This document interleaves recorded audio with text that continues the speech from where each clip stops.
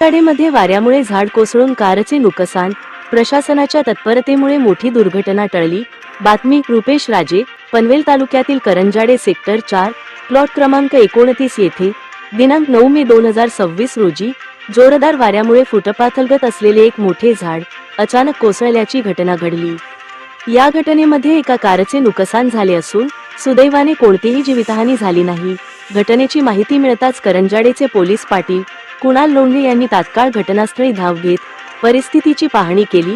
तसेच पनवेल शहर पोलीस ठाणे व पनवेल महानगरपालिका अग्निशमन दलाला घटनेची माहिती देण्यात आली.